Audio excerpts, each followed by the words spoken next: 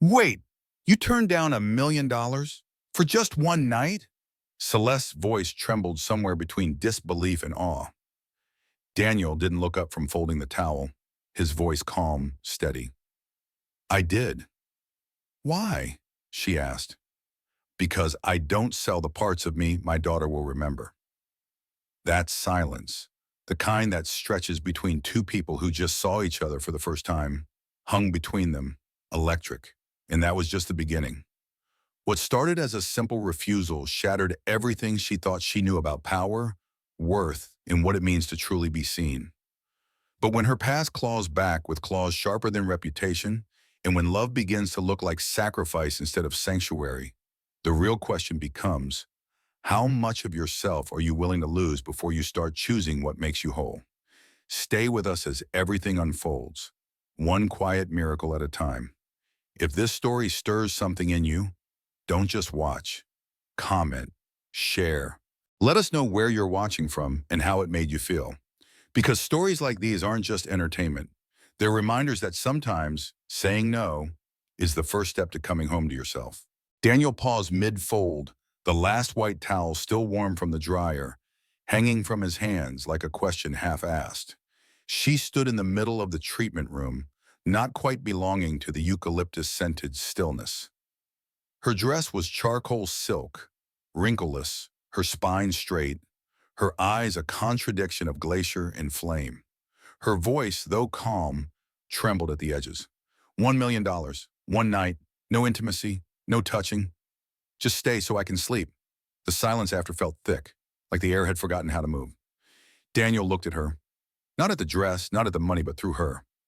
I'm sorry, he said, his voice slow and deliberate. I don't sell my presence, not for any price. She didn't flinch, didn't blink, just stood there, expression unreadable. She wasn't used to no, especially not from someone like him, a single dad folding towels in a faded polo shirt. Do you know who I am? She asked, her voice like a blade swirled in velvet. I assume a client, Daniel replied, eyes steady. Not curious?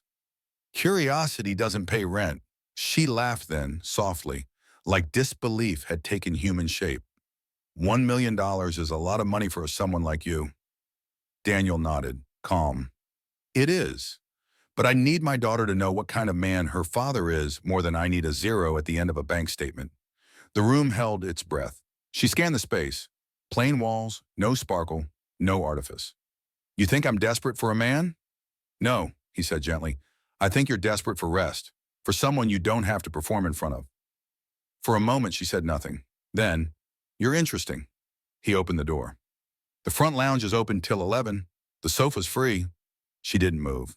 Then finally, I'll stay. That night, Daniel returned to the reception desk 15 minutes later, expecting the room to be empty, expecting her to have changed her mind like people often did when faced with something real.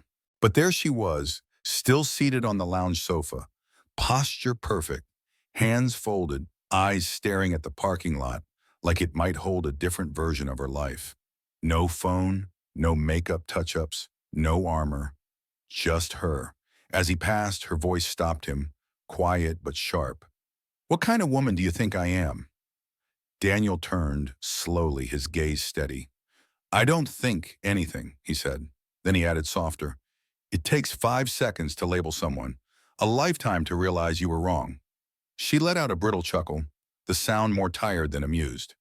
I've spent 12 years convincing the world I'm not fragile, and I still can't sleep through a night. Daniel didn't ask why, didn't push, just nodded like he understood, because maybe he did. Then I understand why you'd offer $1 million for peace, he said gently. You mocking me? No, he said simply. I mean that. Some of the things we need most can't be bought. Her eyes for a moment softened, not because he'd said something poetic, but because he hadn't. He'd said it like truth, not comfort. And it landed when he returned hours later to lock up. She was curled in the corner of the sofa, asleep. The streetlight cast long shadows across her face, and for the first time, she didn't look like a tycoon. She looked like a child who had been carrying the weight of a world too loud for too long. Daniel watched for a moment, then walked to the supply closet and returned with a thin blanket. He draped it over her shoulders, careful not to wake her. But her eyes opened, quiet and unsure. "Do you think I'm a terrible person?" she whispered. He sat across from her, not too close. "I think you're searching for something you lost. And sometimes when people don't know how to ask for help, they offer what they have. Money." She studied him, slower this time. "If I had no money, would you have stayed?" Daniel replied without blinking. "If you had no money, maybe we would have talked as two people, not as a buyer and a price tag." And something in her, something old and brittle, cracked just enough to let light in. 3 days later, she returned, not with high heels and authority, but with a child by her side. The door to the spa opened with a soft chime, and Daniel looked up just as she stepped in. Celeste wore a white button-down shirt, jeans, her sunglasses pushed to the top of her head, and beside her, a little girl, no older than 6, held her hand tightly while clutching a worn-out plush bear in the other. "You brought backup," Daniel said, his voice neutral but not cold. Celeste gave a half smile. "This is Emily. She's not mine. My friend Sandra had an emergency, and I offered to help." Daniel nodded. "Sandra must really trust you." "She trusts that I always have snacks," Celeste replied dryly. Emily stepped forward, eyes wide and curious. She looked at Daniel like she was trying to match the real person to a story she'd heard. "Are you the man who didn't take the money?" Daniel blinked. "Excuse me?" Celeste stiffened. "Emily, it's okay," the girl shrugged. "I heard Aunt Sandra say it. She said you were brave, that most grown-ups forget how to be." Daniel looked at Celeste. Celeste looked away. "Are you really a superhero?" Emily asked. Daniel knelt to her level. "No cape, no powers, just good hands, I guess." Emily giggled and held up her plush toy. "This is Astronaut Bear. He likes people who tell the truth." Daniel gently shook the bear's paw. "Then I'm honored." Celeste watched, silent, as if seeing something she hadn't let herself believe existed. 10 minutes later, Emily was on a yoga mat in the back room, giggling as Daniel showed her silly stretches. Celeste stood at the doorway, sipping tea, not checking emails, not scanning stock tickers, just watching. Emily suddenly asked, "Why don't you work at a big company if you're so smart?" Daniel paused, then smiled. "Because I like seeing the sky when I leave work, and because sometimes peace is worth more than prestige." Emily tilted her head. "What's prestige?" "A fancy way of saying other people think you're important." Emily shrugged. "But Astronaut Bear says you're important." Celeste spoke before she could stop herself. "He is." Daniel turned toward her, their eyes meeting for the first time since that night. The quiet between them wasn't awkward. It was recognition, something fragile being named without either of them saying the word. The storm didn't begin with thunder, but with a buzz. Celeste sat by the window of her penthouse, watching raindrops trace invisible patterns down the glass. When her phone lit up, a message with no signature, just a photo, her, standing outside Daniel's spa. The caption beneath it chilled her blood.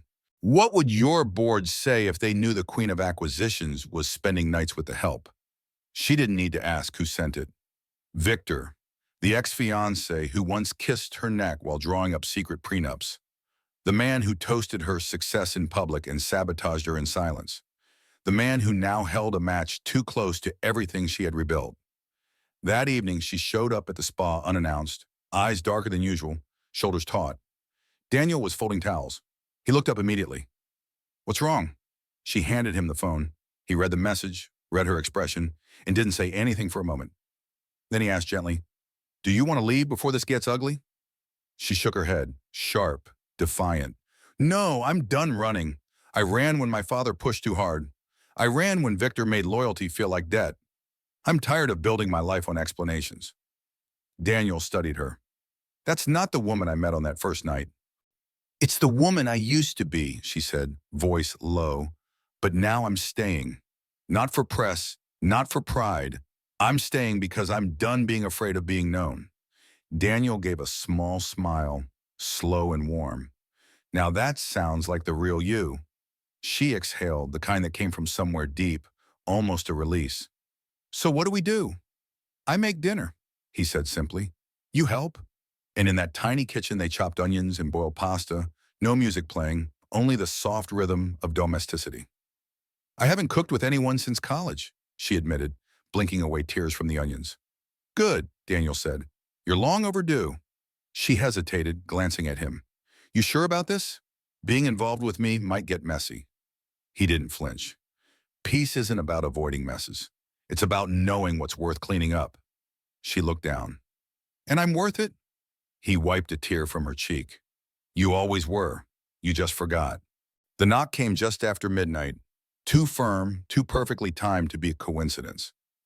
Daniel had just finished washing the last dish when the sound echoed through the small hallway. He dried his hands, glanced at Celeste, who sat at the table barefoot, posture stiffened. Are you expecting someone? He asked. She stood slowly, eyes narrowed. No, but I think I know who it is. Daniel stepped toward the door, instinct pulling him slightly ahead of her. He opened it, and there stood Victor Crane. His coat was damp from rain, but his hair and smile were untouched, practiced. So this is where the Queen's been hiding. Celeste didn't flinch. What are you doing here? Just delivering reality, Victor said, stepping inside uninvited, ignoring Daniel's quiet move to block him. He walked the small living room like it was a negotiation table. I leaked the photo, sent it to one board member. That's all it takes. Whispers are already spreading. They're planning a vote. Your title's on the line. Celeste folded her arms. You always mistook power for insulation. That's why you never had any of your own? Victor's eyes flicked to Daniel. And you, he sneered. The help. You're the weak spot she didn't know she had. Daniel's voice was calm, unshaken. You should leave. Victor smirked. Relax. I'm just reminding her what's at stake. Celeste stepped forward, close enough he could see the fire in her. You were a mistake I don't plan to repeat. And for the record, I'm not afraid of losing what I never needed to begin with. She opened the door. Goodbye, Victor. He hesitated, then walked out, letting the rain follow him. The door clicked shut behind him like a line being drawn. Daniel turned to her. You okay? No, she whispered. But I will be. Later, standing at the window, she watched the city blur through rain. You should stay away from me, she said. This isn't your war. I think it is now, he replied. Why? She asked, voice cracking. Because I'm tired of watching good people stand alone. She turned to him, aching.